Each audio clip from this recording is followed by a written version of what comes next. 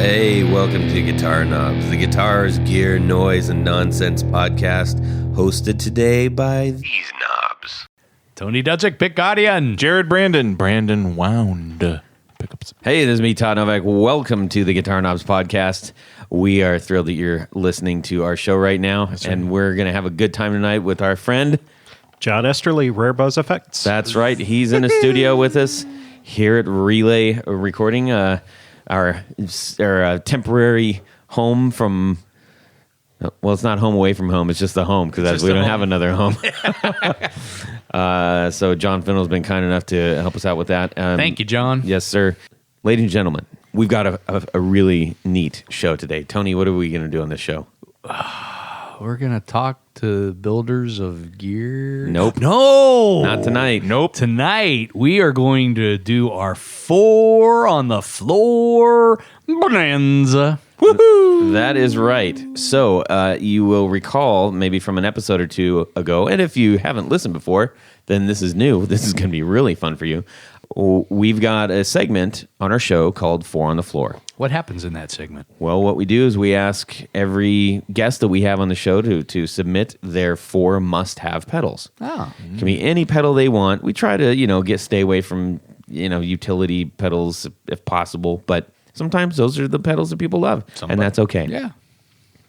We have been doing this now for a little over 2 years. Wow. And we've accumulated a lot. We're going to go through some stats in a little bit here, but we had there's a lot of information. We're like, well, we need to do something with this. I think we've been doing this for almost 3 years. Yeah, if the math is right. 2 years, true. 3 years.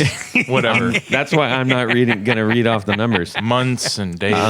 Yeah. Anyway, so we'll get to that in a second, but this is going to be really exciting. What we're going to do is we're going to go through categories and numbers of all the pedals that have been submitted. Don't worry, we're not going to go through every single pedal, but we've got groups and categories, such as like the top 7 delays. Ooh, is your appetite whetted yet? Wetted yet? Yes, but for right now, we're going to get to a couple of announcements. We want to say a big fat thank you to Rode Mics in beautiful and now hopefully on the mend Australia. Yeah. For the Rodecaster Pro, the beautiful device that is capturing our podcast and digitizing it. And it's a little box. It is. It's not even a box. It's like a wedge. it's a control center. It is a wedge. Yeah. We also want to say thank you to them for providing the Procaster mic and its beautiful powder-coated articulating arms. Yeah. Yes. Nice. So thank you so much to those guys for helping our show out. It means the world to us. And we want to thank music producer and recording engineer John Fennell for the support of our show. He's been a guest on our show and is a guitarist himself, so he knows how to get the tones you need.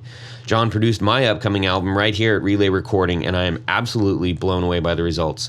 He helped us through the whole process, from pre-production to recording and engineering to mixing and finally to mastering. And unlike others I have worked with, John was really attentive and provided lots of thoughtful input from over 20 years' experience. He will also provide his services off-site or remote. John will help you find the best way to tackle your recording project and bring your music to life. Check him out at johnfennell.com. That's JONFINTEL.com and relayrecording.com. I want to share, we've been getting a lot of these, and I'm sharing them because they're feel-goody kind of things, all right? And they're not just like, hey, you guys are, I like your show, it's really great. Which is, hey, we love to hear that too. But we're not just doing obligatory kudos here. No. It says, this is from Andy Fern from Instagram. He sent me a note. Says, hi guys, thought it about time I was a little more involved and wrote you to say thanks. I've been listening to your podcast for a while now, discovering it from a mention by Rhett Shull, our former guest. Check out the show that we did with him on our website. So I've been inspired by your shows, most recently the excellent Low Sounds episode. Oh, yes. Yes, Aisha Low. I was there for that. Yeah. I am a struggling pro player, both teaching and playing for cover bands. I've never really experimented with wiring and modifying, considering it to be beyond my totally unscientific brain. But for a birthday gift, my wife bought me an old Aria Strat and a Squire Telly. Both needing repairs. Those are great guitars to get started on, modifying. Yeah. So they both needed repairs. Aisha Lowe convinced me that even though I don't have any specific space at all, I could really give both guitars some attention in my kitchen. So we talked about Honey Tea basically making all his guitars in the kitchen too. I bought an inexpensive soldering iron. I said it. And have fully rebuilt both, adding a set of budget Artec pickups to the Telly. He's putting them in. They're beginner guitars. They're just like, hey, let me figure out how to do this before I spend a lot of money on good stuff, right? Yeah, That's right. And this is the cool part. I mean, that's all cool too, but this is extra cool. Jared, you're really going to appreciate this. I used both on Saturday, jamming with my dad at his 60s band reunion. Ooh. Oh, wow. Wow. I can't yeah. thank you guys enough, and Aisha Lowe. All the best to you, Andy. That was really Awesome. nice. Yeah, that's nice, That was. Andy. Thank you, Andy. Yeah, I mean, and that's in a DM. So like that's thumb typing. Oh, yeah. Yeah, if you've got That's a a big kitchen story. table or even a kitchen counter, I mean, I've done surgery on guitars. Yeah. Yeah. If you don't need a lot of space, No. all you need You is just need to do it. Just need a soldering iron. Yeah. Yep. A what now? A soldering iron. That's right. We get one of those. So I just really appreciate that sentiment and sharing that story with us. Continued success to your modifying endeavors, Andy Fern. So there we have it. And if if you're feeling adventurous, there's all kinds of things you can change out. Caps. guards. You can change out. If you want to put a different set of pickups in. Now that you've done it once, Yeah. piece of cake. Get a fancy pick guard. fancy, real Yep. fancy. Get I some, know a guy. Get some new get a new jack. Get a Switchcraft jack. Get a, all that stuff. That's a really good point because that is usually on budget guitars. That is usually the weakest link is the input output jack, whatever you want to call it. Yeah. And A lot of them are plastic, some of them are just like real Rubber. real bad metal. paper. Rock, paper, scissors. But for it's a $3 or $4 or $5 part. Buy a Switchcraft jack, throw that in, Yeah. and Get a Switchcraft switch. You won't have any problems. Yeah. Yeah, At least at that end of it. it's good stuff. Yeah. All right. So, gentlemen, that was what that was all about. All the announcements and stuff. That was nice. It was. I appreciate that. If you have stories like that, please share them with us. We will try to read them like we just did. And if you just want to say hi and say, hey, thanks, we like that too. Okay. We are going to get through what's going on in this world our week, gentlemen. Tony Baloney. I always have to go first. By the way, Did I you said notice that? Tony Baloney in my Siri today. I said, Siri, call Tony Baloney. And I don't have that as a preset, and it did call Tony. All right. It must be. It must know. Siri Yeah, knows it's all. listening, yes. Siri All right, tell us knows what's all. going on in your music world. Okay, so this week, this is a good one for this week. So I was this is really the first time in a long time that I've been without a 12-string acoustic guitar for the last year or two. I think I sold one at least around that time. So I just had a hankering for an inexpensive 12-string, and of course I'm a big Guild fan, and I don't know how they do this, but I mean, so I ended up finding a used Guild J2512, which is their import line. But the street price on these guitars are like $499 or $599. And I mean, it's a decent guitar. It's a jumbo body, So I like the jumbo body. yeah, and this one, it's got a maple back and sides, solid spruce top. I just don't know how they can make an instrument with, you almost have that in the tuning machines.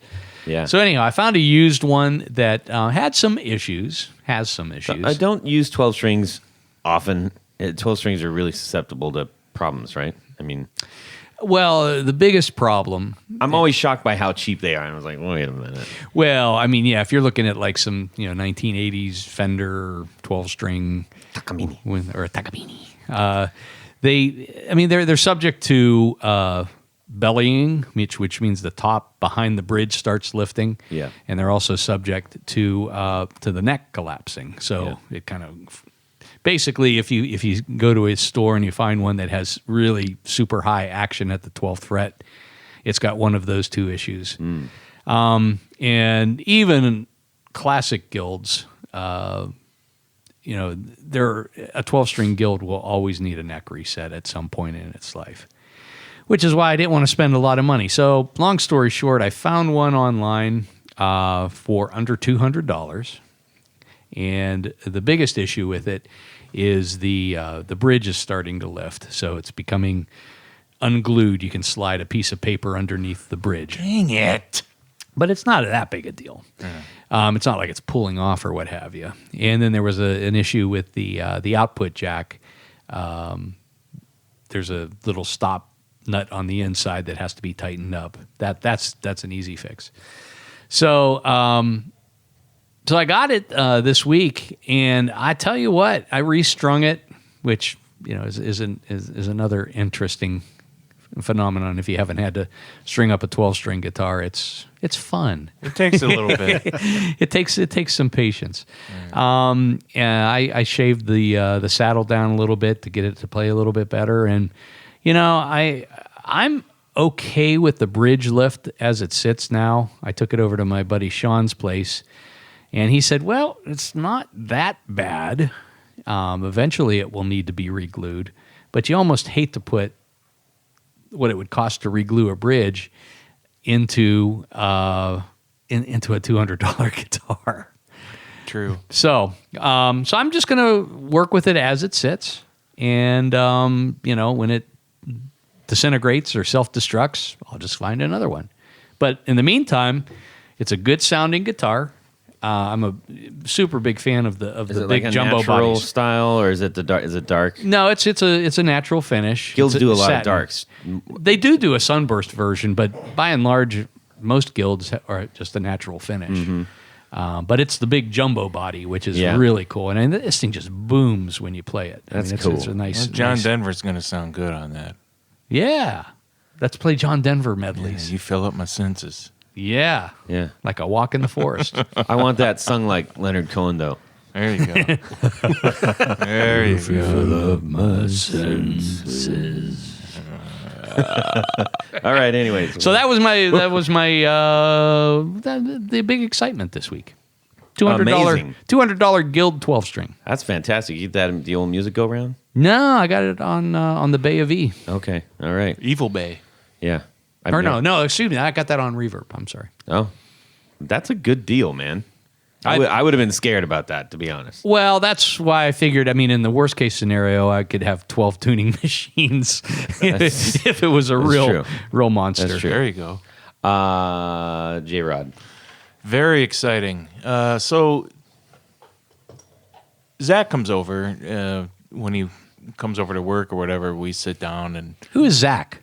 Zachary Oswald. He's been on here plenty of times. Oh, that guy. Yeah. So he works for me. So he came over, and we kind of chill out in the living room, and I finish up my coffee, and we just kind of discuss what's happening. And sometimes we look online at gear and guitars before we get going. So Zach found an early 50s Epiphone Zephyr Regent, yes.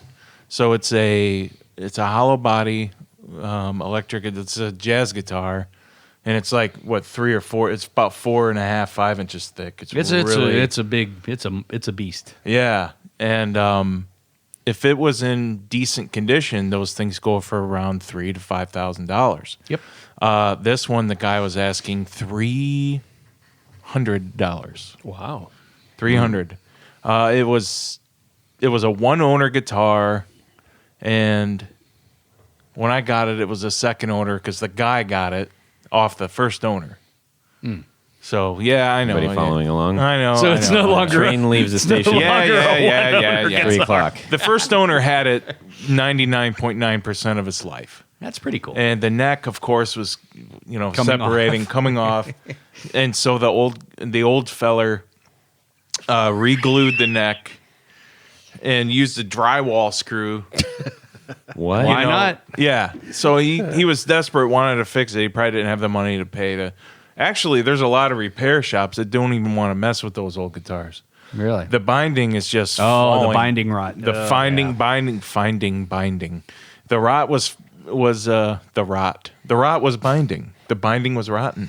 So the binding was falling off. Yeah, basically, just to clarify, so I see it on a lot of Gretches, and in this case, on an old Epiphone, that the binding that goes around the outside of the body, it shrinks. It's celluloid, and it is literally just disintegrating. Yeah, It's vaporizing. Well, it's like what I run into when I'm doing bound archtop guards. The tortoise just starts to melt and crack and gas off. It's a mess. So there's a lot of parts on this guitar that were good, and that left a ton of meat on the bone. So I knew I wanted this guitar. It was up for about 7 minutes, and then Zachary found it and said something, and I said, "That's only an hour away. I'm gonna text the guy. I got it." So I drove. Why didn't you bring it in? Probably wouldn't make the trip. Let me finish the story. Oh, okay. So I brought the guitar back. I got the guitar. Nice guy. He goes to the guitar show once in a while in Columbus, and we're looking at it. The pickup still works. It's one of those old original. So the original pickup was on it. It looks like a mini humbucker, but it's not. It's actually a single coil. They call them New York pickups? Yeah. Is that what they're called? Right. There's something else, and the only person who's actually redone these is Curtis Novak. So he's the only guy. Oh, that's right. Yeah, I saw one of his postings. Yeah, he's the only guy that makes these things. I don't even see him on his website yet. Maybe not. But anyhow, the tuners are original. They work. The pickup works. The whole harness, the pots and everything, untouched. I pulled that out of the guitar. Yeah. The pick guard is still in one piece. That's odd. The knobs still are good. Yeah, those are the old white Bakelite. The white How Bakelite. old is this guitar? 50s. 50s probably. Okay. Wow. Yeah. We tried to read one of the pot codes, and they were really weird. It's a really early Centralab. So anyway, I was thinking about having somebody look at the guitar to have it redone, and I changed I think Zach really wanted to see if he could practice his binding skills on it, and his God bless him. I know, and neck resetting and all that kind of thing. So I'm like, work for me for a few days, and I'll give you the guitar. So Wow. it really worked out for both of us, and Well, you're keeping the other parts. Oh yeah, Yeah. there's a lot of meat there. So you've basically got your money back out of the electronics and the tuning heads and yeah, I Yeah, I there's think- or easily- darn close to. I There's have a easily little- $300 worth of stuff there. Yeah. I think I could probably get at least $700 to $1,000 out of it all. Oh wow, Wow. Yeah, good for you. $7 to $1,000. if I'm right. If I'm patient around the higher, but if I get over 300, I'm good. So that's Key my thing is if You you're know- patient. You know what Axel If I'm said patient. about Jared, the modicum of patience. yeah. just takes a little patience. Yeah. Okay, that's awesome. John. Well, my last week, other than building pedals, I went to Harbor Freight and got a new workbench, which is something that I've been wanting to get for the studio for quite some time. I've had a particular one in mind for about 6 months now. And for anybody outside the Midwest who doesn't know Harbor Freight, if you wait long enough, It goes on sale. the price will come down. like crazy cheap, insanely cheap power tools and everything. So normal retail price on this workbench is $99.95, which is pretty darn good as it is. But Yeah. I thought, you can get 20% off just by, smiling at them and batting your eyes. And I waited, and toward the end of That's never worked for me. I'm sorry to hear that.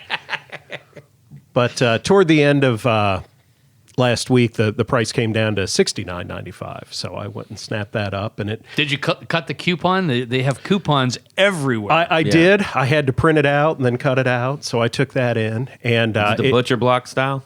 no, it's the one that's like a metal frame with a wood top and wood shelves, 2 drawers, and a light up real nice. above. So Oh, yeah, good. real nice. And it comes in a box that's like 4 feet by 2 feet by 6 inches. So there is literally not one part of that thing that was already assembled when I started. So I was at the studio kind of working and kind of cleaning up and making room for it, and thought to myself, well, I'll set aside maybe 45 minutes to an hour to put this thing together. And it had to be 4 hours to get it in one piece. Yeah, you've obviously never put Yeah. put together any IKEA furniture.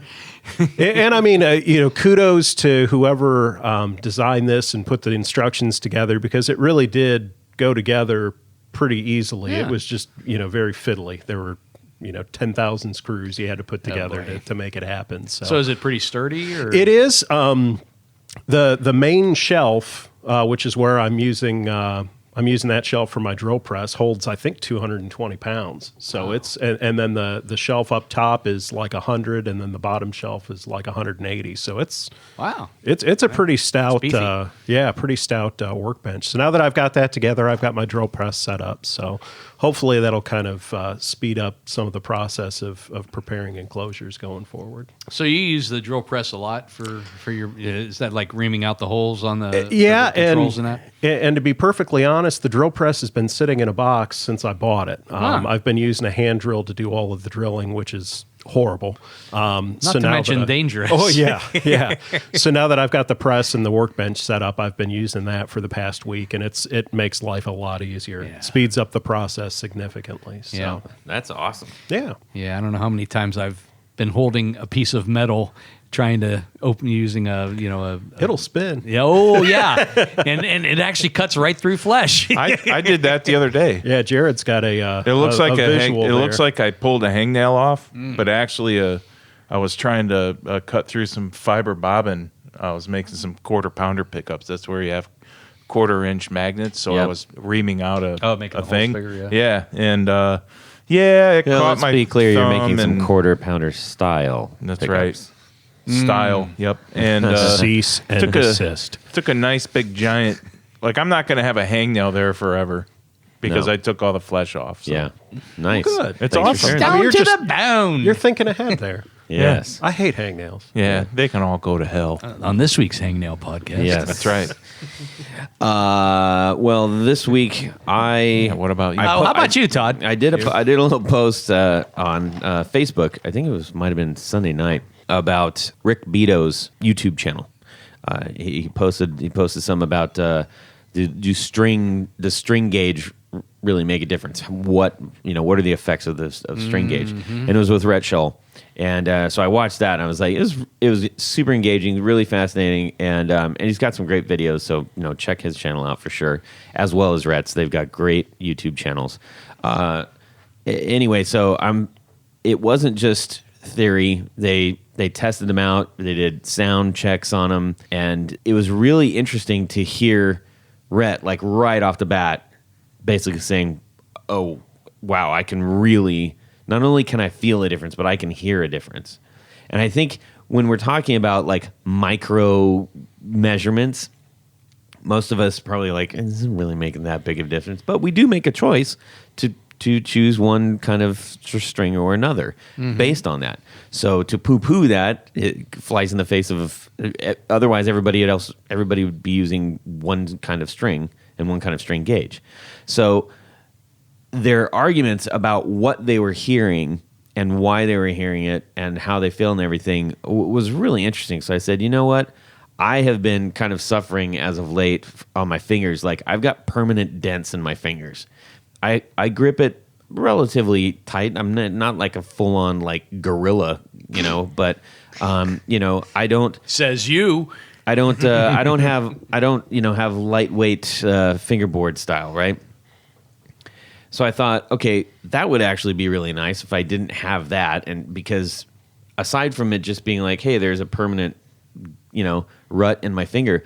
When you're playing, it's not unlike driving. If you're driving and you fall into a rut, your car's going there whether you like it or not. So if I've got to switch up chords and I've got ruts all over my fingers, that's kind of a pain in the butt, and it makes for some sloppy playing because it's certainly not the player.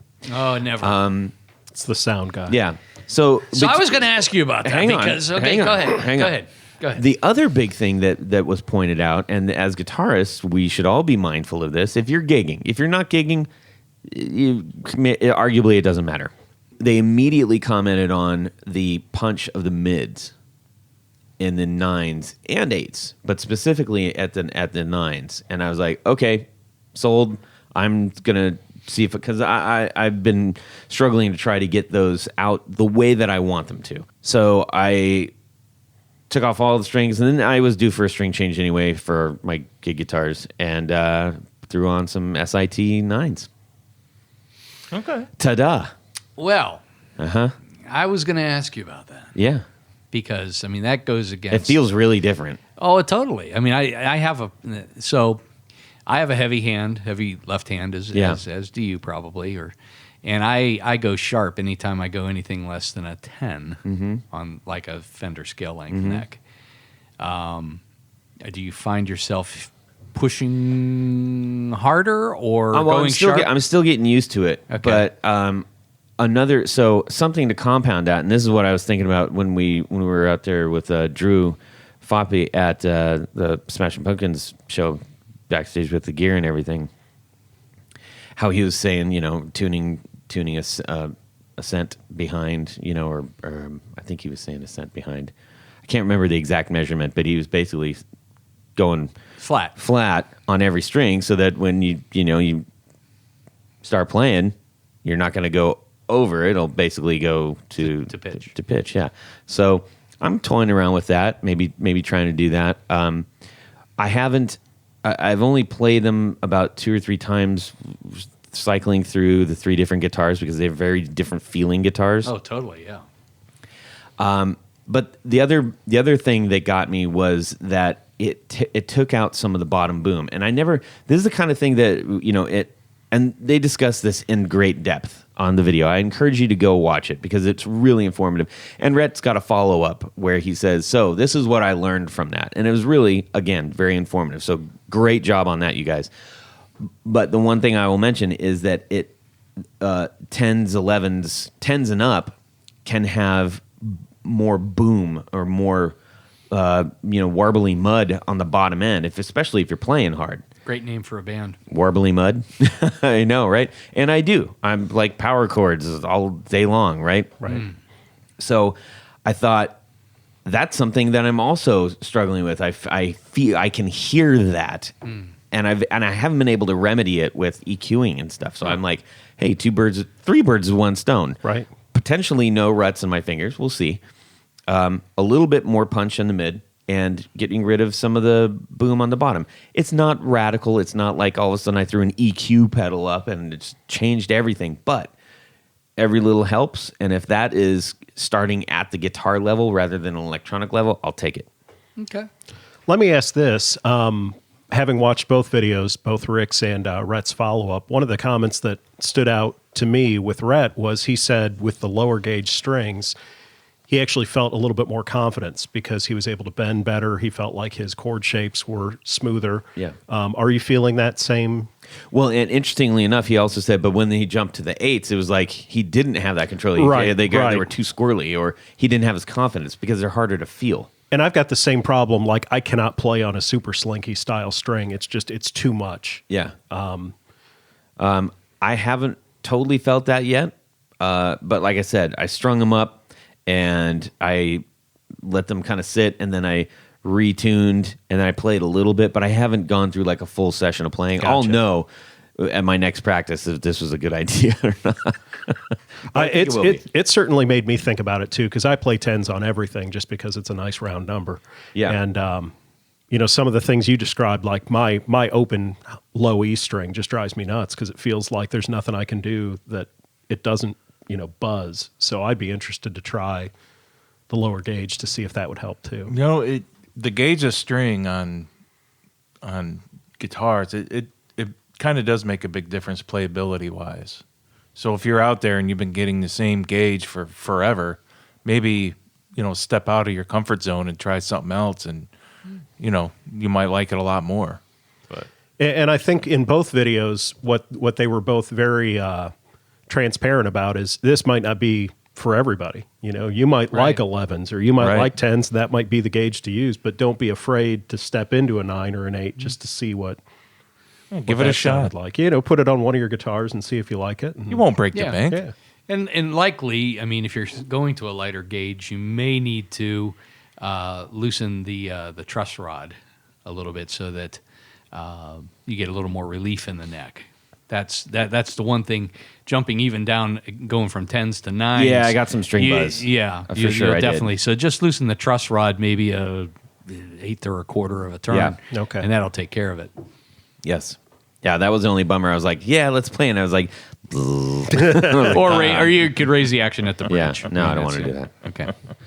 I'm sure it was a tension thing. Anyways, Cool. All right, We'll let's expect do a full report. That only took a second. 4 on the Floor Mania Bonanza. 4 on the Floor Bonanza, not Mania. Bonanza. All right, ladies and gentlemen, this is going to be awesome. Much more awesome than us just rambling on there. So sorry about that, Tony. Ramble. All right, so we are going to go through a lot here, but it's not going to feel like a lot. But before you do that, is there someone we should be thanking? You better believe it. We want to say big, ginormous thanks to Reo Carnahan. Again, he's the official podcast statistician. That's right. Yeah. He created the initial spreadsheet that set us up for success here, and I was so thrilled by that. And so thank you, Reo Carnahan. I got a buddy like that. I've got a lot of admiration for people that, have a knack.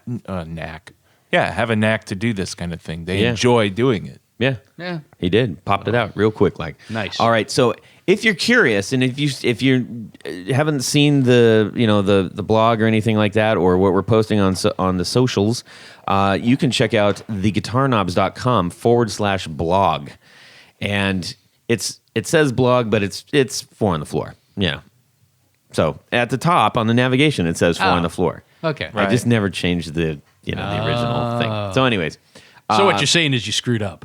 I did. Okay. It's too late now. Yeah, go there, check it out, and you will be wowed. You will be dazzled and amazed. All of your favorite builders have contributed their 4 must-have pedals, and we have them all with descriptions and links to go get them and everything. Nice. So, Can I tell you a few statistics? I would love for you to do that. Can I do that? You can tell everybody, not just me. I'm going to tell everyone. Yes. Jared, are you paying attention? I'm all ears. John? Bated breath. Okay. So, to date, To date, we have 104. this is up to episode 160, by the way. Episode 160. All the way up to the latest one. Yes, So we have 104 4 on the Floor blog posts. that's right. That's more than 100. 104 4 on the of Floor. our guests have contributed to this. In that, we have 361 pedal selections. That's correct. 361 different pedals. Yep. We have 319 pedals. No, 319 models. Models. Uh-huh. Oh, So pedals. that means there's a lot of doubles. Now I understand. Even triples. As I was reading this, I confused myself. Yes. So 319 different models and 150 different brands. Think about it. Just stop.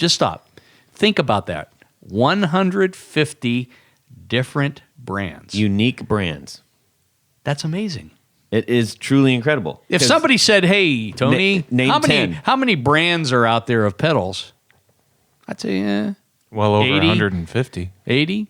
No, this 85? is dropping the bucket. No, it's 150. My God. Well, that's just what we have. Oh, that's true. And Well, I mean, yeah, there's obviously more than that. Way more than that. Why don't we open a big pedal superstore? like a Sam's Warehouse pedal edition. Yeah, a lot of pedals. I don't, yeah. Okay, that anyways. sounds like a plan. Yeah, do that. Thanks, guys. I'm trying to think back, way back. Our very first 4 on the Floor That's right. happened on Friday, March 13th, 2017. Correct. I don't know if it was a Friday, but And it sounds good. it sounds good that way.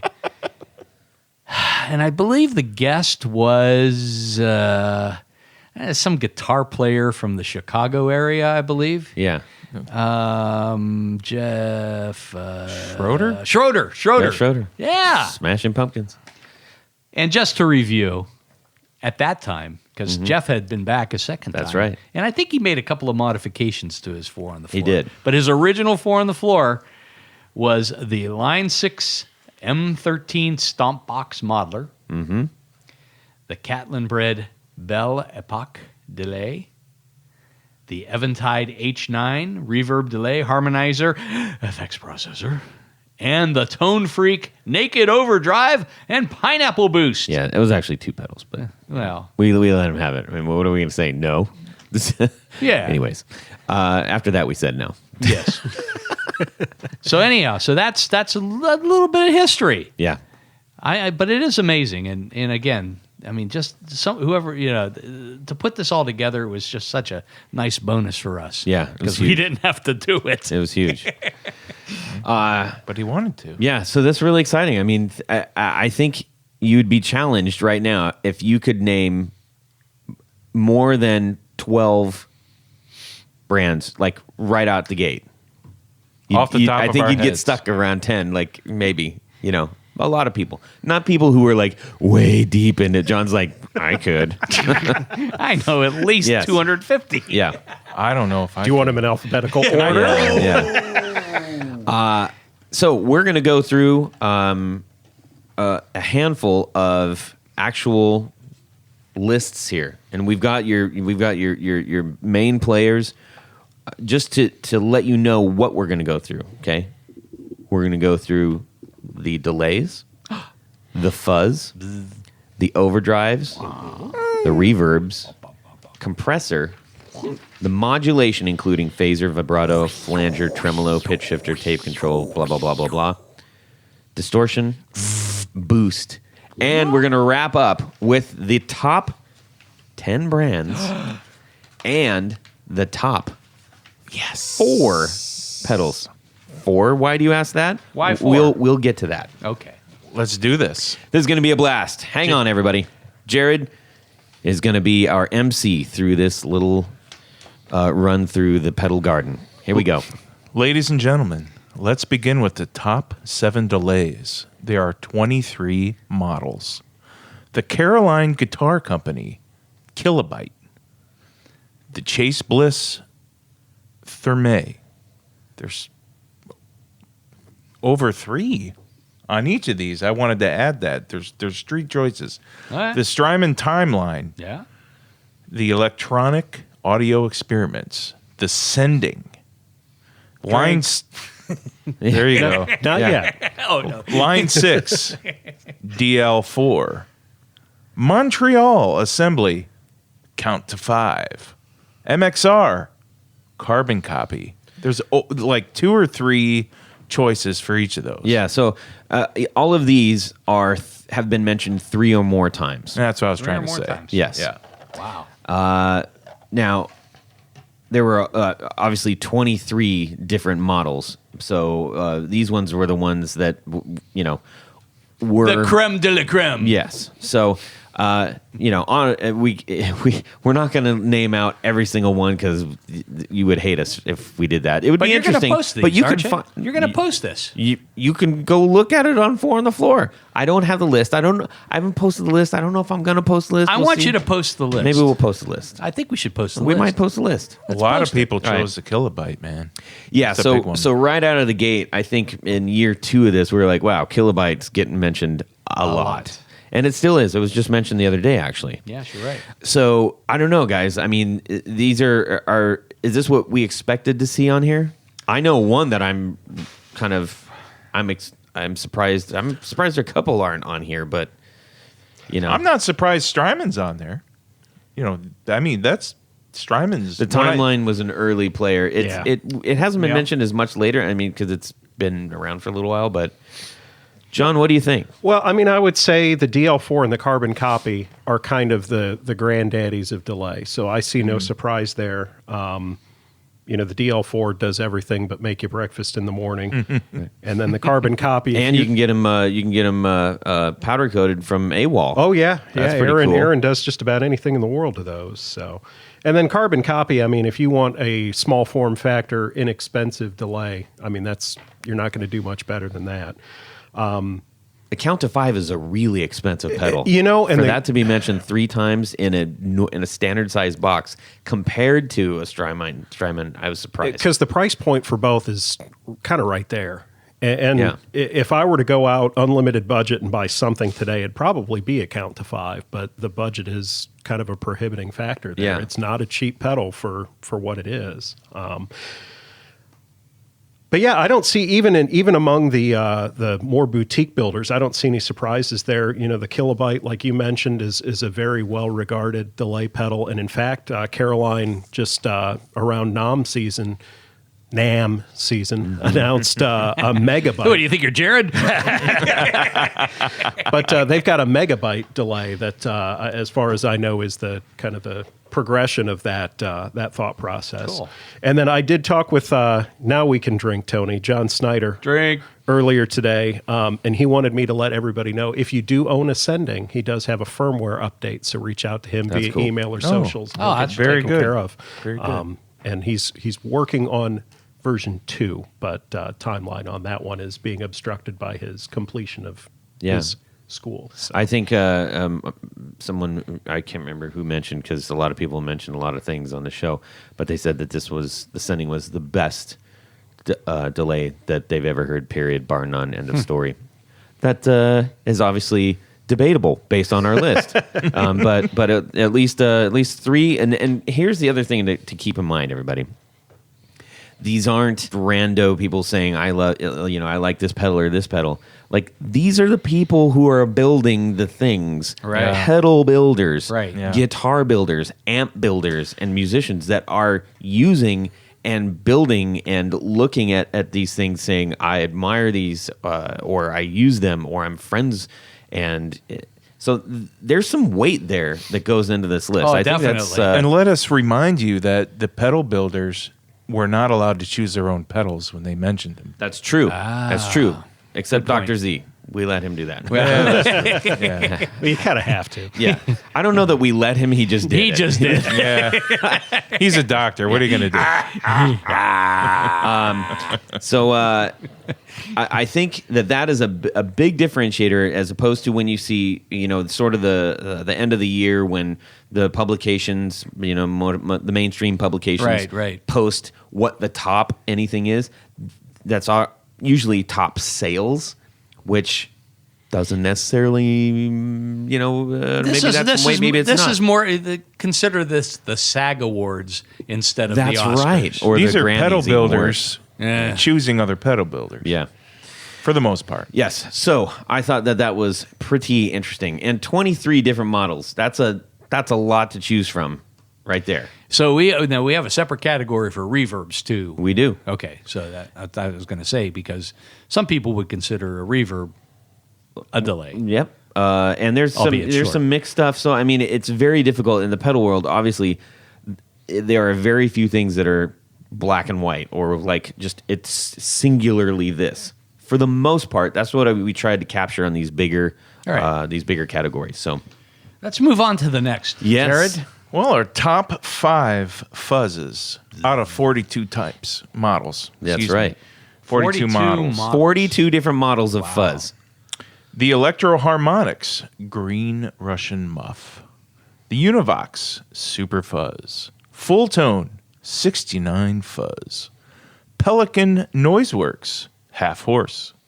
Pelican Noiseworks, the Pelotar. Yeah. Now each of these were mentioned more than or twice or more. That's right. Yes. Okay. Yep, they're the top 5. Now, to put this in perspective, that's 5 that have only been mentioned more than once. That leaves 37 other pedals that were just named one time. Right. which is awesome. That's fantastic. There's lots of fuzz pedals out there. There's a ton of fuzz pedals out there. And I think fuzz is one of those effects where it's very specific to the player. Absolutely. You know, you like the kind of fuzz you like, and you're going to choose the pedal that most suits that. And I don't think fuzz is one of those things where you can make it work. It either does or it doesn't. Yeah, and then you throw into that like what kind of guitar you're playing through what kind of amp in front of or behind what other kind of pedals. Like options are endless, but I'm glad that there are options. So I was kind of surprised at two things. Actually, this was a very surprising one, like altogether. I was surprised that the green Russian muff was mentioned, and there wasn't a single big muff. I was just going to say. Not one. Right. That doesn't surprise me, and maybe this comes from the builder's standpoint, but my taste, if I'm going to modify something, it's always the Green Russian. I think the standard big muff, the original circuit, I think the sound signature that it has is a little bit different. I think the Green Russian kind of lends itself more to the modern playing styles. I prefer the White Russian myself. I'll call you Lebowski. Why hasn't anybody made that pedal? Yeah. All right, Let's somebody do it. jump on Alrighty. that. Somebody jump on that. Copyright Send us Rare Buzz one. Effects. Send us one. Send us one. The dude. But the reason I say that though is because, okay, top of your head, the top two most sold pedals maybe ever. Okay, number one. Definitely the fuzz face. Yeah, I'd say Fuzz Face and Big Muff. Okay. Would be the two. Yeah. Yeah, followed by and even outside of the fuzz realm, like a Tube Screamer. Okay, Yeah. like those three things, ubiquitous. Okay, That's a big word. it is a big word. I like big words. So I was surprised, just again sheer numbers, because when you see all lists and talking about all lists, you'd think that would be on there. But you said it. These are builders. These are players. Yeah, I think So, that's the difference. Yeah, because this is not just general public. yeah. I was surprised to see the Super Fuzz on there twice, because that is a really expensive pedal. It's spendy, but I think it's one of those that if you've got the money to go out and get one, it's one that people really tend to cherish. I mean, it's got a very specific sound. Yeah. It's kind of made of unobtainium. You can't go out and buy the parts to build another one because those transistors have been discontinued for decades now. So What's the market value for one of those today? yeah. At least I'm Five, at least six, 700 $500. and up. I mean, it really. What I've seen is the enclosure makes a lot of the difference. Like the original blue and red plastic tends to be more spendy than the Well, later yeah, ones. because the blue's like a rubberized. It's Yeah. like a well, it is rubber. It's not rubberized. It just is rubber. So a lot of times that just disintegrates. Oh, I didn't know that. Yeah, rubber gets old, man. Now you do. Just like Tony. All right, I'm rubber, you're glue. I was surprised to see that. Look, there are so many great fuzz builders out there. There's so many great fuzz pedals, and we're in a sea of them right now. So I was surprised to see the Full Tone 69 on there more than once.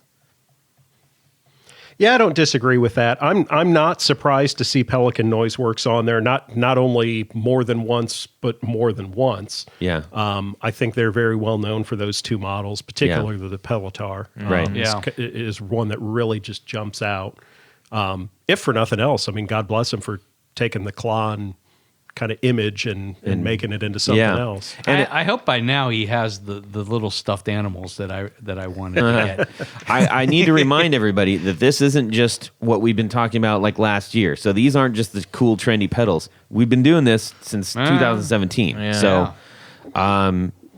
there's been a lot of pedals that have been, bubbling towards the top of what everybody gravitates and rushes out to buy and everything. So it's not the trendo list here. All right, let's move on. All right, let's go over the top 7 overdrives. There are 61 different models. 61. 61. 61 different models. 61. Yeah, that's amazing. Ibanez Tube Screamer. Yeah, there you go. Paul Cochran, the Tim Overdrive. Yep. Full Tone Full Drive. Full Tone OCD. Electronic Audio Experiments. Longsword. Boss BD-2. Blues Driver. Analog Man, King of Tone. Now, all of these were mentioned more than 2 times. It's worth mentioning also that the Ibanez got 6 votes in this. That's pretty. Yeah, which, it's been around. So I have 2 at home. I mean, I love them. Yeah. What I find interesting about this list, just in the number, there were 61 different models. But if we look at the 390, if you start doing the math, not everyone picked an overdrive. No, that's true. Actually, a lot of people didn't pick an overdrive. It's very true. Kind of crazy pants there. Some people rely on their amps for that, That's true. Given the base of the people that answered this for On The Floor, I'm not at all surprised to see the Tube Screamer on there. I would say, not only because I've listened to most of the episodes, but just because I kind of feel the same way. I think a lot of people look at that pedal not necessarily as something they'd have on their board, but as something that they used as a stepping stone very early in their career designing pedals, because it's got to be the most modified pedal on the market today. Yeah, I can give you that. I would say so. I'm glad to see the Tim was on there. Twice. Yes. Well, yes. And did you see they're re-releasing it as a small form factor pedal? I didn't see I that. believe Mini it's MXR is the one they've teamed up with Paul Cochran to make it as Interesting. the smaller form factor pedal. Oh, Not a mini, like an MXR size. Well, no, I think it's actually like mini? the mini size. Oh, wow. Yeah. I wasn't surprised to see the full drive. Those are, again, that's like... Yeah, You know, ad nauseum there. yeah. Yeah, full and, tones and they're great.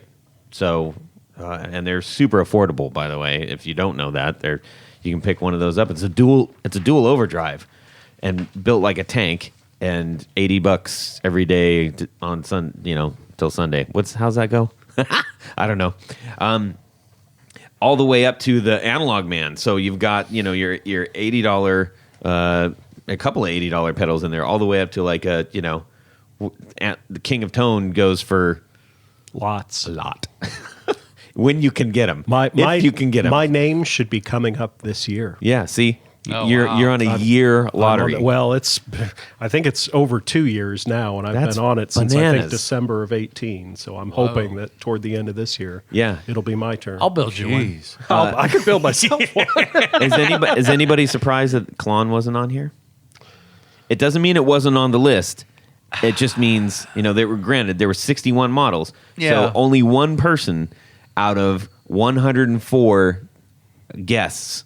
I mean, that doesn't surprise Chose me that. because that's almost like, it's one of the holy grail pedals. Yeah. Well, to find a good one in good shape, we're talking what, $3,000 to $4,000. Oh yeah, easily. I think cost of entry on the Klon is the biggest thing. People's keeping it rigs off the don't list. cost near that much. No. The And average then guy. when you get it, you're almost afraid to take it out and do anything with it. Right? I You've know. got a single piece of equipment that costs that much. I mean, it's kind of like having one of the Space Echoes. You're almost afraid to pull it down off the shelf and do anything with it. I saw one at Still am NAMM. so tempted to buy the pedal form of that. Yeah. I got a beat on it. I might get it. All right. Oh, okay. So overdrives. Now, the other thing I think which is worth mentioning is that a lot of times people say, so what? You put out an overdrive pedal. Like the world needs another overdrive pedal, man. Clearly we do. Right? Yep. There's no shortage of what you can still do with that. I think mean, I this have- is testament to I have that. 2 different ones on my board, I believe. Yeah. Most people do. I think it's because there are, it runs the spectrum of, from mild overdrive to real heavy stuff to, trying to replicate Sound color. specific amplifiers and Form things like factor. that. So Yep. I think that's. That doesn't surprise me. That there's- Coolness. Yeah, That's not a real thing, but yeah, coolness is. and then the builder comes into play. It's like I really like this builder. I want to have something from this builder. So yeah, So hey, why I'm bringing that up is that the overdrive is, John. Maybe is it fair to say that's the easiest way to get into building a pedal, or would you say a fuzz is? I would say fuzz or boost is probably going to be the first circuit you would build, but if you're kind of a full-scale manufacturer and you don't have an overdrive, there's a problem. Yeah. I mean, it's something that you just kind of have to have in your lineup. It's like for anybody maybe wanted to do a DIY overdrive is going to be maybe one of the top two choices. Right, Fair right. to say. Let's just, for argument's sake, go with me on that. I agree with everything you say. Perfect. You're getting the hang of this. Now, if I can convince You will Tony do and Jared so to well. All you have to do is agree with everything Todd says. Stop it.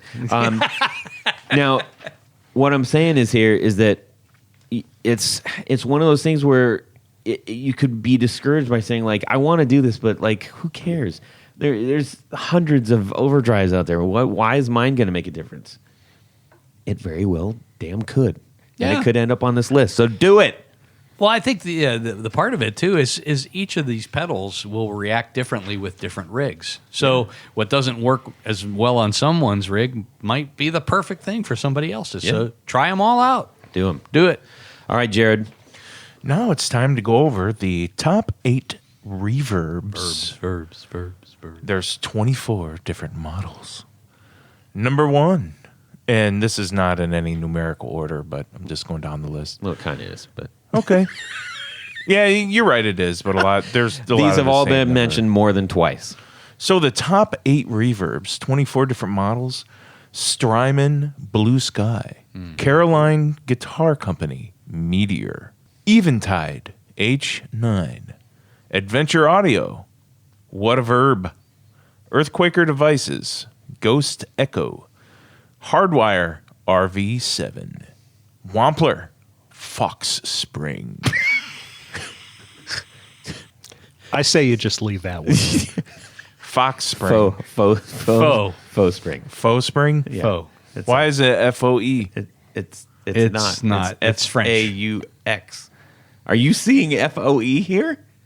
No, I meant that. Well, that's how you say it. Yes. Yes.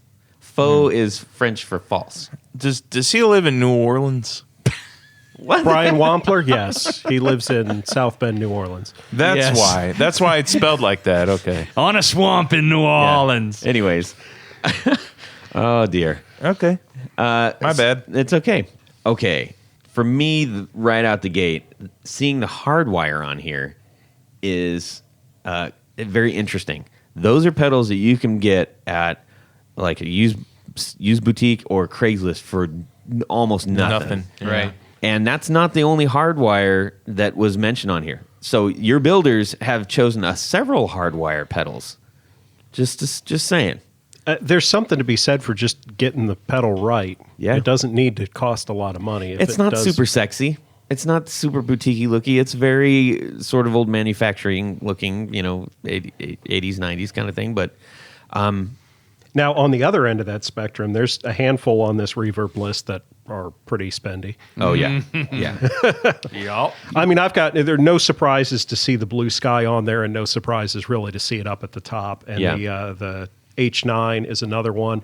I kind of see the H9 as more of like the ambient guitarist's choice. I think Yeah. it kind of does that. It fits that a little bit better than I'm always weirded out when I see two of them on a board. Yeah. which I've seen many times. Well, yeah, but see, the H9 is much. I mean, it goes way beyond just a It- reverb pedal. yeah, I mean, it does a is- lot. It's a true multi-effect Yeah. pedal. it is, but I guess. But first in and this foremost, case- it's that. So, But that being said, I mean, yeah, I mean, you can do so many things with it. That's why you see it appear more than once on a board. I also want to call out here. This is something I've found was pretty cool on this. So you've got Strymon, you've got Eventide. Okay, those are monster reverb pedals. And then you know what you also have on here? You got our friends from Adventure Audio, picked at basically the same amount of times. Yeah. Yeah. From all these builders, and I think that says a lot. It doesn't have to be the biggest, baddest, most expensive thing, and like obviously quality's there because these aren't making the list if they're not quality pedals. Well, yeah, and you got the Boss RV5 on there too. I mean, Right. That's a pretty pedestrian pedal, but it's on there. It's Yep. not Yep. as much as these others. So it's kind of cool. I think this category in particular is really interesting to me, at least, because there's such a wide variety of price points and availabilities. Right. and the whole ball of wax. It's also interesting to mention that a lot of specifically like on the reverb thing. I don't know what that. Tell us about it. I kind of felt like the what's her bucket in Schitt's Creek a little bit like that. Specifically, I think the reverbs are.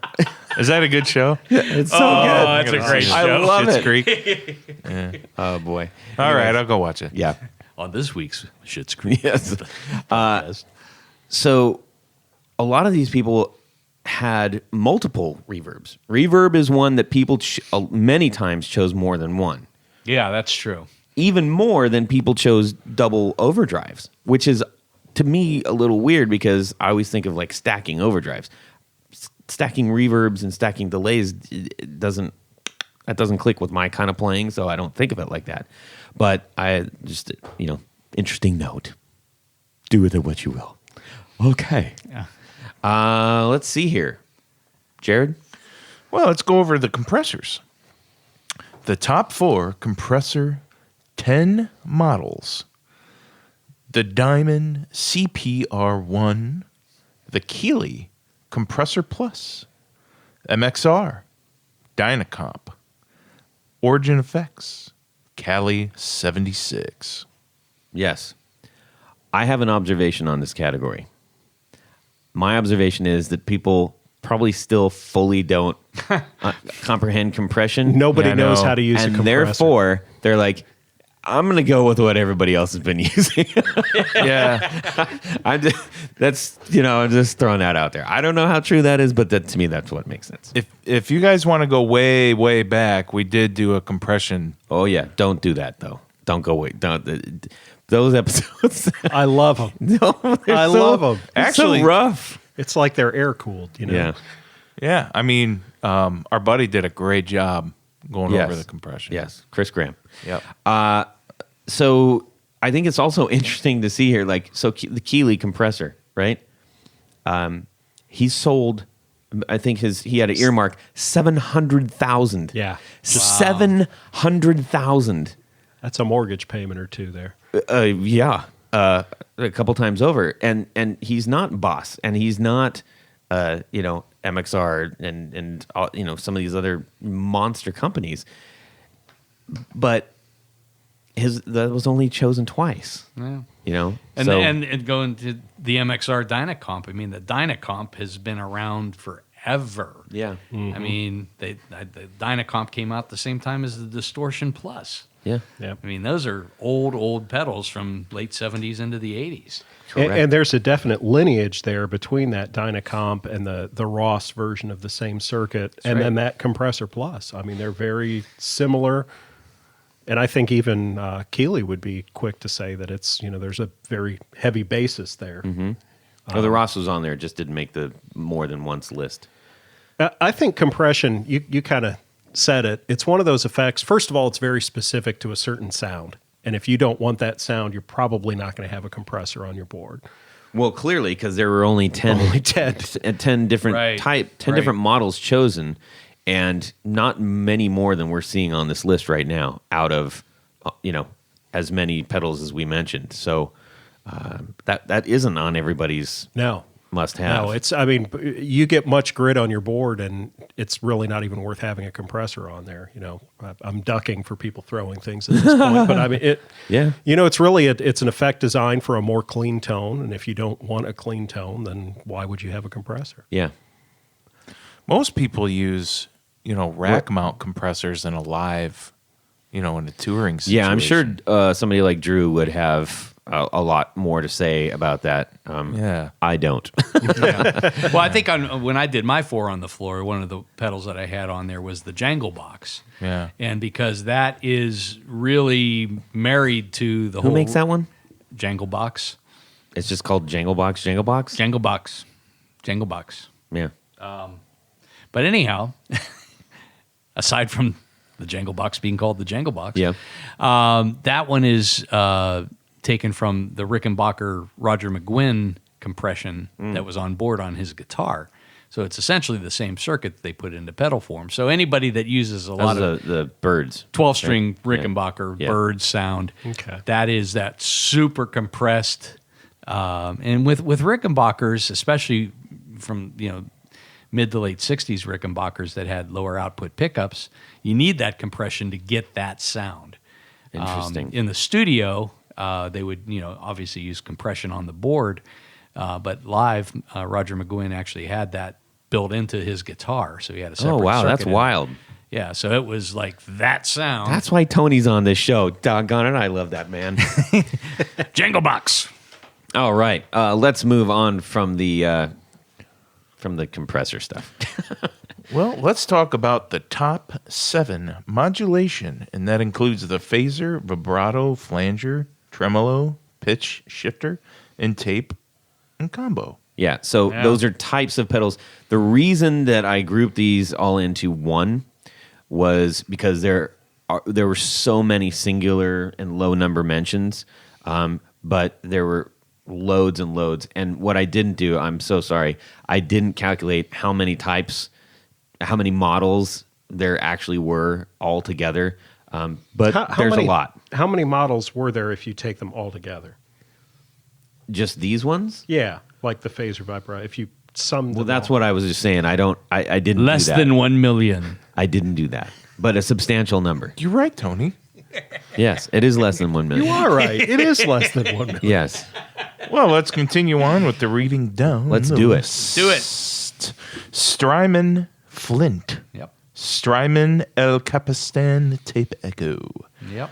Electro Harmonics Pitchfork. MXR Phase 90. Mutron or Mutron. Phase 2. I love that one. Full Tone Super Trem. Strymon Deco. I love that Strymon Deco. I'll just take any of It's these. so good. Any of these. It is so good. good. I mean, I They can't are. say Yeah. anything bad about anything on that list. They're awesome. No, Yeah. and here's the crazy thing. These were only the Flint, the El Capistan, and the Pitchfork were mentioned 3 times. Yeah. Yeah. I mean, so that number that I don't have, sorry everybody, but that was a big number. There's a lot of different models. There's a lot of Strymon on there. It was less than 1 million. It was less than 1 million. I was surprised to see the Pitchfork on there 3 times. We would count that as a modulation. Yes? It's a question mark. I mean, it does modulate. Yeah. It's not what we would classically think of as modulation, but to your point, I'm like, you are...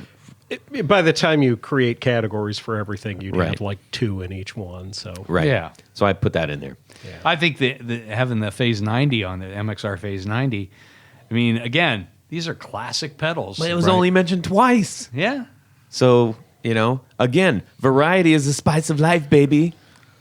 Lots of modulation Something like going that. on out there. There's a ton of it. I would say that modulation is one of those things where you kind of like the particular modulation you like, and that's probably the one you're going to have. So if you like a phaser, That's the exact same thing as saying it is what it is. well, and it is. I mean, you're not if you if you like phaser, you're not going to have a flanger on your board. I mean, they're just so Well, dramatically different effects. I do. I do. Well, on your 4 on the floor, you've got a phaser and Southampton utility knife. I got the chorus, the phaser, the flanger, and the I trim. will agree all with in one everything pedal. you say. I'm just saying. He calls it a flanger, too. I don't. Do the English call that a flanger? Flanger. I don't know. We should ask. I think they call it chips. Should ask Zand. Should ask Hello Sailor or Xander. Crisps. I was surprised to not see some of the more maybe popular boutique versions of these things. These are all pretty standard issue as far as modulation goes. Yeah. With as much focus that's been put on really heavy modulation in the last maybe even 2 years, I was surprised. That's all. So there. Are you saying you were surprised? Yes. Anything else, John? No. Nothing Okay. more to add. Tony? I'm done. Jared? That's one of my favorite effects is modulation. You like the modulation. He likes the Mutrons especially. Yeah. It doesn't fit well with me so much. You know, I little tiny doses, little sprinkles. If the biphase wasn't so darn expensive, I don't know. You'll end up with that sooner or later. I have a biphase. I have the Well, original I mean, like 3 more. All right, let's go to the next one. Well, let's talk about top distortion, and hang on tight, folks. This is a long list. Yes, Proco Rat. that's it. That's all. That was the only one that was mentioned more than once. There were 12 models. Yep. So 12 different models. yeah, so there you go. And in that under the Rat category, there were probably 12 different versions of the Rat. Yeah. And by the way, this is the year of the Rat Oh, my. in It is. China. It is. Happy New Year. I believe that all of those were the original form box, not Right. the angled model. You know, the late ones and all the newer different ones. versions. Okay. The straight Proco Rat. Okay, Proco Rat. What I think is interesting with this list, usually when you say, if I said guitar, you know, that game where you say it's word association, you'd say distortion. No, I would say amp. Okay, but you Go would ahead, say try me again. You would say distortion. I would guitar. say repair.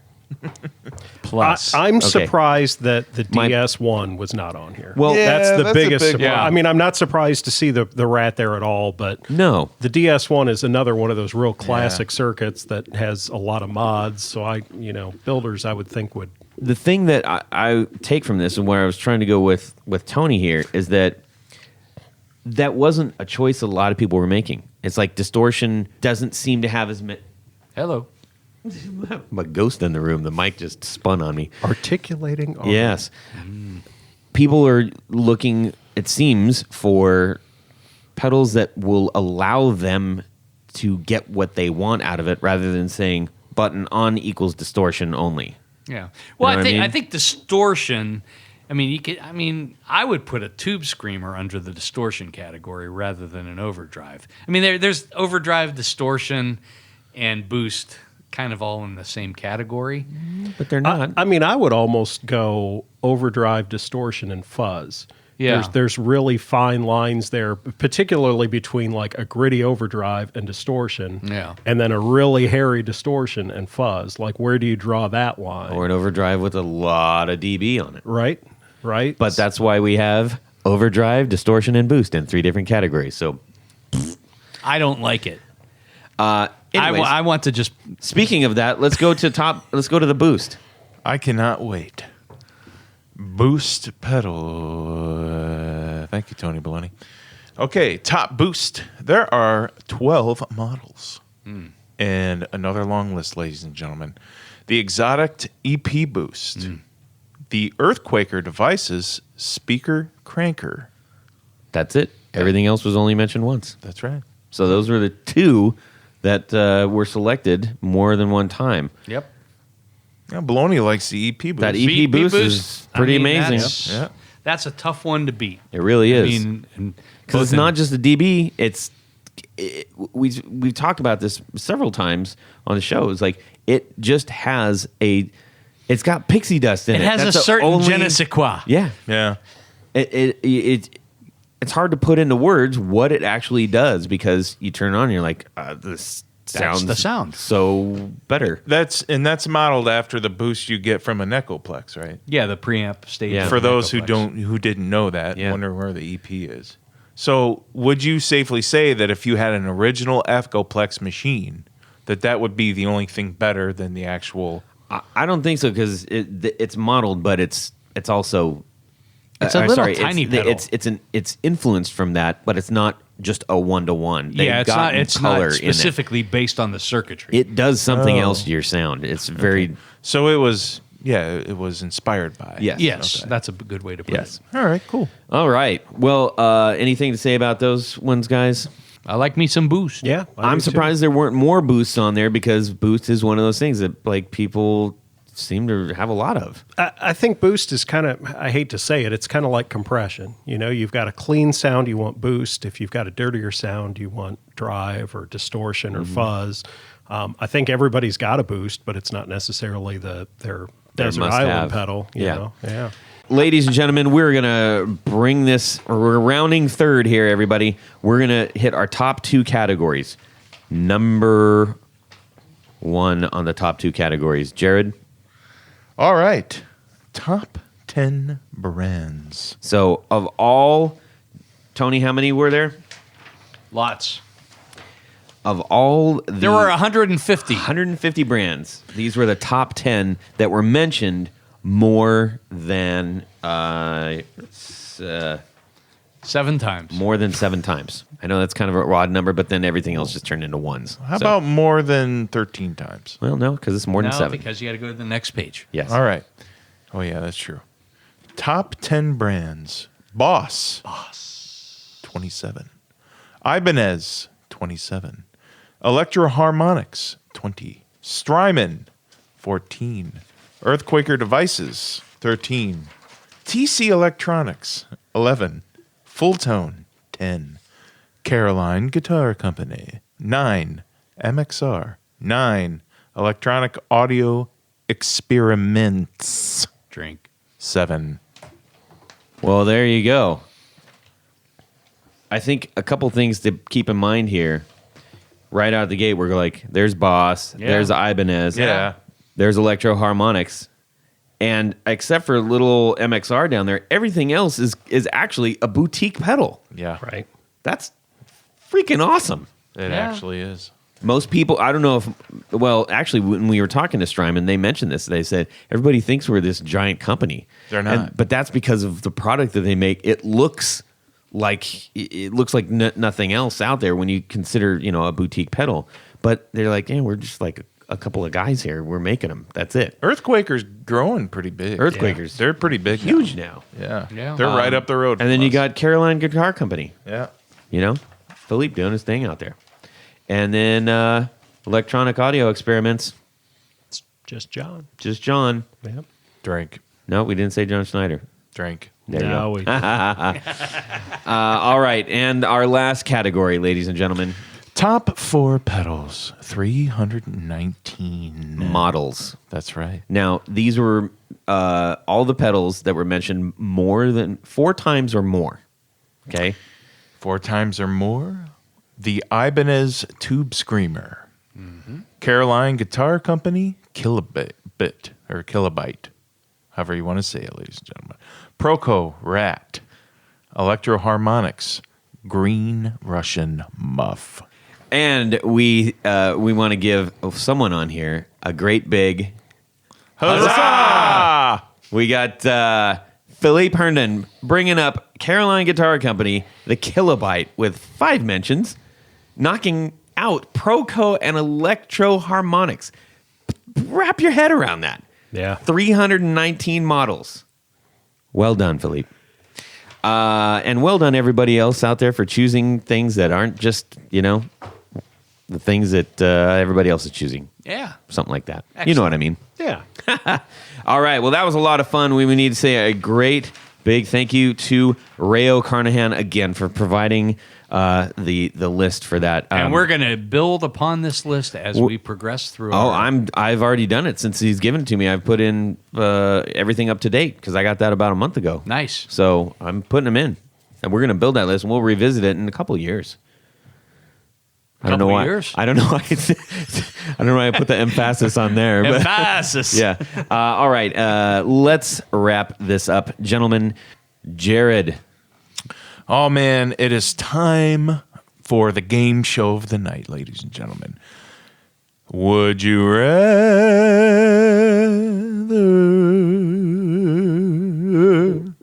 This week's Would You Rather is from our buddy Co Schneider. Yes. And he's Flippin' Flippers podcast. That's right. Former guest. Flippity All flip. around good guy. He's like, hey, man, for Would You Rather? You have to go head-to-head in a Scott Pilgrim-style guitar battle against one of your co-hosts. Scott Pilgrim versus the World is a movie. Okay. And you have to use the other co-host's rig. Who do you battle? And then by default, whose rig do you use? For the guest, they can pick one of the hosts to battle and pick one of the other's rigs. And that would be our buddy John. Okay. So the rest of us, we just got to pick between each other? I guess. Did that? To be honest, I don't even understand it. That's the truth. I can't get away with not knowing. We have to do a guitar battle. So to sum that up, we are going to choose one of each other's rigs to battle one of each other. It'll be crystal clear as an unmuddied lake, Fred, as clear as an azure sky of deepest summer. I love summer. A little Clockwork Orange for you. Yes. Okay, so we're going to choose a person to battle, and we're going to choose a rig to battle them with. Right. Tony Baloney, go. I'm going to battle Todd using Jared's rigs. Ooh, wise choice. I want many, many Marshalls. There So you it's go. Probably a Marshall and Les Paul. No, it's Marshall. Marshall. And Les Paul. Yeah. Well, it's just one rig. You just Okay, can I use more than one Marshall? no. Marshall JCM 800. Okay, I'll use the 800. Although Okay. I do like Yeah. the 45. All right. JCM 45. All right. So the 45 and his new gold top. You're going to battle Yep. me with that. Yeah, with an 812. Okay. John. I don't want Tony to feel all out and alone in the world. That was my choice as well. Battle Todd with Jared's rig. Everyone wants to battle Todd. It's Except not Todd. a hard fight. I don't know. Todd's going to battle himself. Yeah. With Jared's I rig. do that daily. Yeah. I know. Jared, what are you doing? I'll make it fair. I'll battle Todd with Todd's rig. Ooh. Because they're my pickups anyways. Which amp, though? Which amp?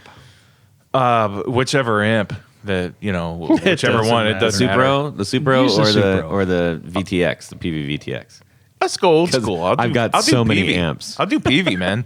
Ooh. Man. I'll use the PV. All right. I think he's throwing the gauntlet down. I'm going to accept that gauntlet, and I'm going to battle John with Jared's VTX. It with won't my- be much of yeah. a battle. Well, that was an interesting Would You Rather. Thank you, Co Schneider, for dropping that one on us.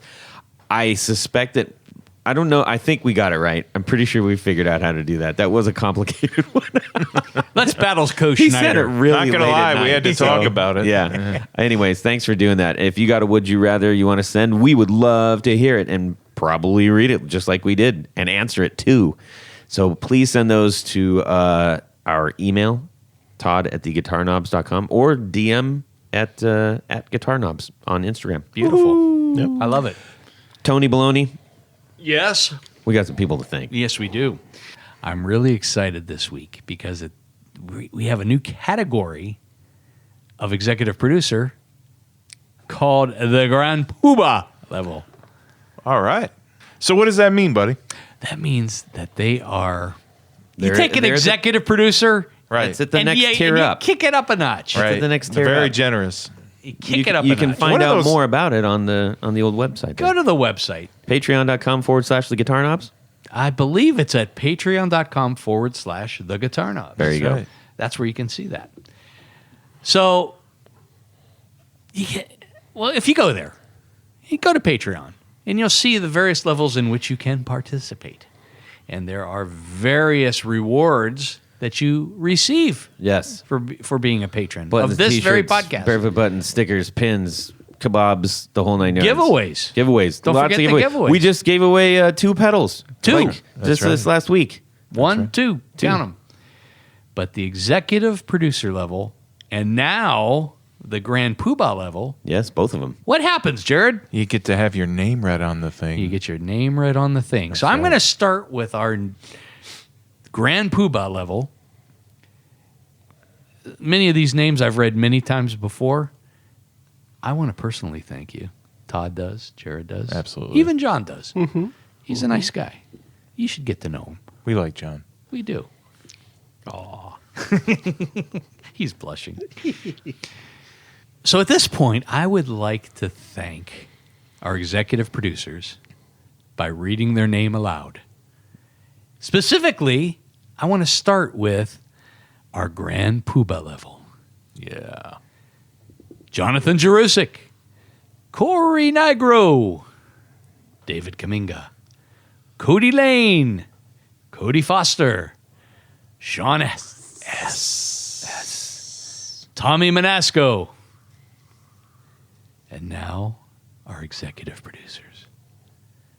Tom Barazin, Martin Cliff, John Daly, Chris Carney, Darren Gregory, Doug Christ, Michael Van Zant, Ken Sayers, Brian Robinson, Michael Senchuk, Stefan Lamb, Johnny Knowles, Anthony Lathrop, John Anglin, Tyler Bray, Brad Partridge, Ty Harmon, Chris Heidel.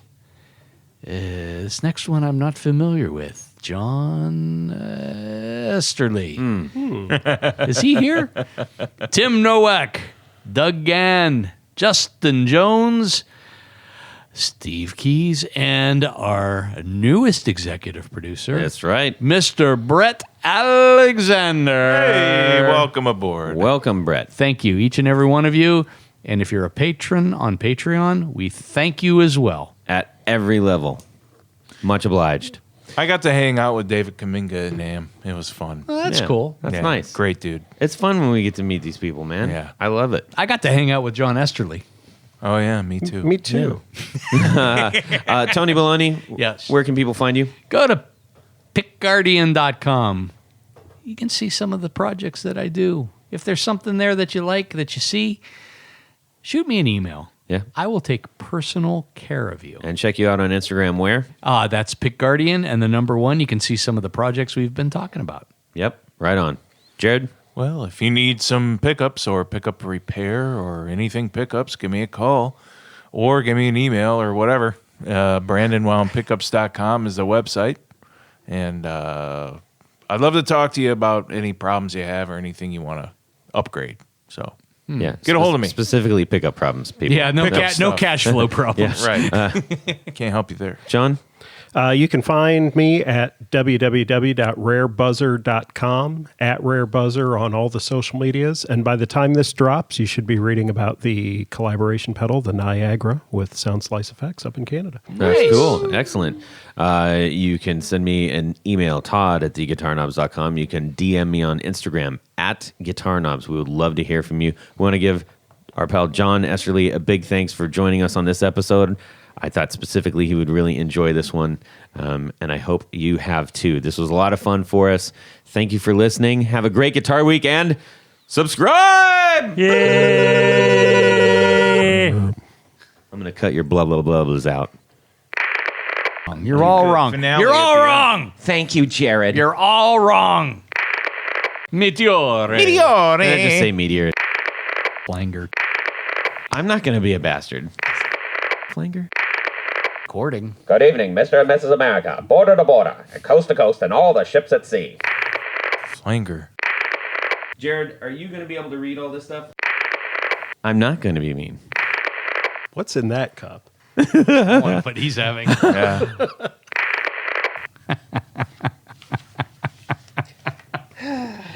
I don't like you.